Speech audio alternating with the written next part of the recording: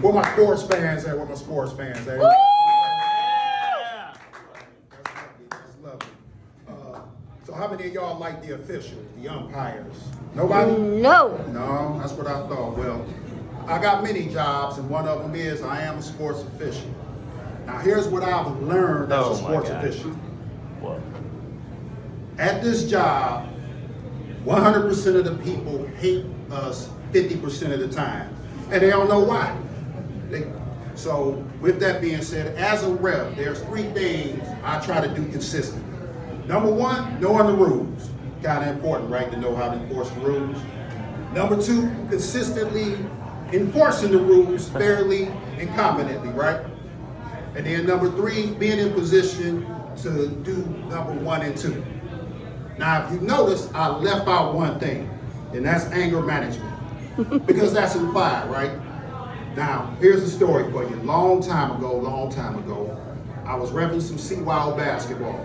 Now, for those that don't know what that is Christian youth basketball. Sounds peaceful, but it's really travel basketball with a lot of guilt. The parents are wild, and they sin in lowercase. So here's what happened. Repping this game, the game is close. I got this one coach, he's on my ass. After every whistle, come on, ref! And then after every non-whistle, are you serious? So finally I had enough, and I turned to him, I said, Coach, if you want to officiate, we can switch shirts. Well, needless to say, he didn't like that, but he did leave me alone. Now his team, his players, they were a little spicy. Not too spicy, but until the end of the game. So now it's crunch time. His team's down 3 points with 5 seconds left.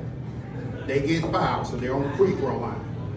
Now I play ball, so I know the strategy. Make the first free throw, miss the second free throw, rebound, prayer, college scholarship. So let me tell you what happened. They make the first free throw. Now I'm the ref that's in charge of watching the shooter and people behind him. My partner, his job is to watch the people close to the basket. Shot goes up. Whistle blows. It's not my whistle, it's my partner's whistle. He should have let the play go free, but instead he calls a violation out of his area. The coach now is yelling at me, says a few choice words, and it was not 1 Corinthians. So, needless to say, they end up losing. And as a result, they lose. So I'm sitting at the scorer's table. His players are on the other side of the court. One of them turns and looks at me and says, fuck you. Now, I'm a professional. I got the stripes on, but I also wear rage compression shorts.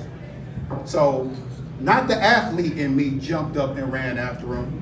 The man that had been yelled at all game ran after him. Now, he took off, but fear slowed him down.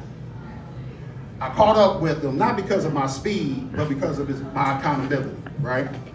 So now I got him. And I'm grabbing and I'm shaking the mess out of him. And I said, I don't get paid enough for this shit. And the parents are around like, hey, you can't do that. Relax, it's CYO. And I said, this is why I'm mad, because this is supposed to be wholesome. Now they tell me that there was a gentleman that tried to grab me off him, and he looked like the Stay Puft Marshmallow Man. So he was soft, he was confused, and he didn't have a lot of upper body strength. So I pushed him back and told him, don't add fat to the conflict. So, long story short, what I learned in this situation was I am confident in knowing the rules. I am confident in being consistent. I hustle. But I realized you can't go beast mode in the church gym. But I also realized that Jesus watched the whole thing and didn't do anything. And now when I ref, I don't chase players, I chase peace. And that's my time, y'all. Thank you so much.